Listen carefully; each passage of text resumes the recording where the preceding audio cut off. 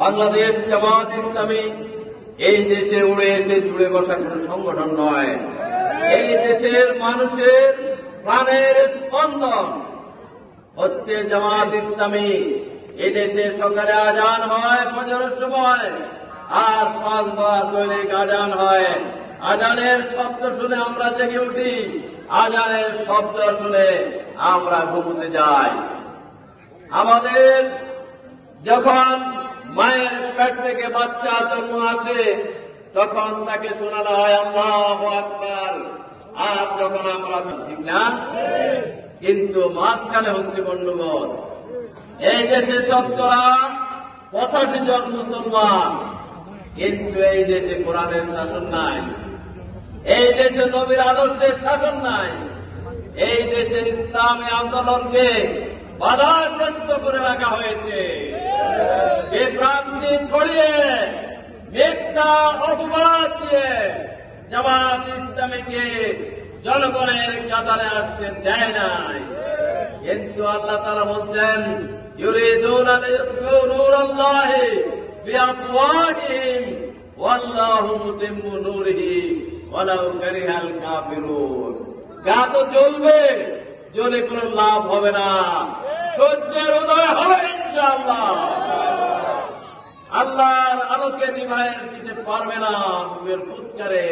সম্মানিত ভাইরা, তাই আজকে এই তাওহীদি জনতা বাংলার সর্বশ্রেণীর মানুষের কাছে আমাদের আবেদন হচ্ছে, আহ্বান হচ্ছে, জামাতের দাওয়াত হচ্ছে, আমরা আপনাদেরকে ডাকছি ইসলামের দিকে। কোন দিকে?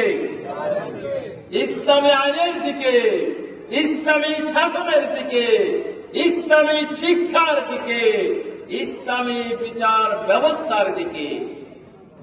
এই ক্ষেত্রে সকল মুসলমানের এটাই তো চাওয়া হওয়া উচিত, ঠিক না? এই জমিনে আল্লাহর আইন চলবে, এটাতে কারো আপত্তি থাকার কথা নয়। সম্মানিত ভাইয়েরা, আল্লাহ তাআলা বলছেন আল হাকিমউদ্দিন ওয়ালা তাতাফাররাকু ফিহি, তোমরা সবাই মিলে দিন কায়েম করো, বিচ্ছিন্ন বিক্ষিপ্ত হইও না। আজকে আমরা বিচ্ছিন্ন বিক্ষিপ্ত হয়ে আছি।